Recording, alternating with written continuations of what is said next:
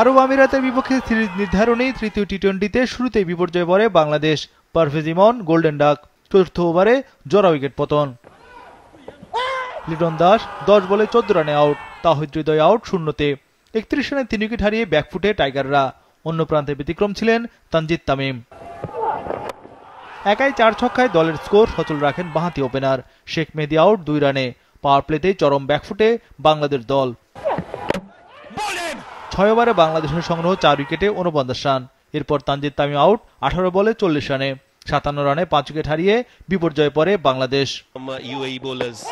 10 ওভারে বাংলাদেশ তোলে 5 উইকেটে 69 রান। শামীম ও রিশাদ ফিরে গেলেন দ্রুত।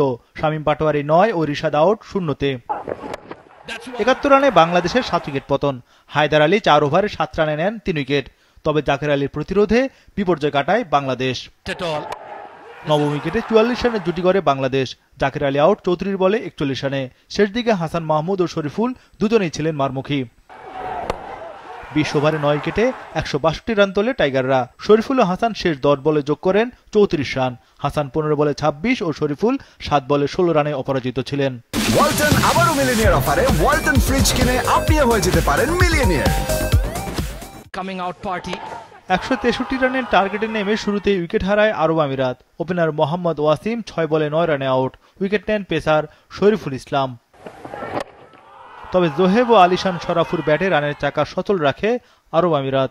6 ওভারে তাদের সংগ্রহ 1 উইকেটে 50 রান। 8ম ওভারে জোহেবের বিদায়। ওপেনার জোহেব 23 বলে 29 রানে আউট। এবার উইকেট নেন রিশাদ হোসেন।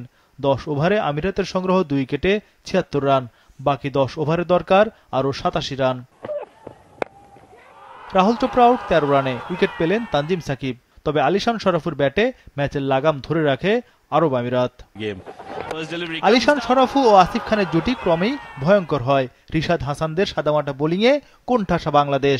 38 বলে 50 তোলেন আলিশান। একের পর এক ছক্কা হাঁকান আসিফ খান। ম্যাচ জয়ের হাতছানি সংযুক্ত আরব আমিরাতের।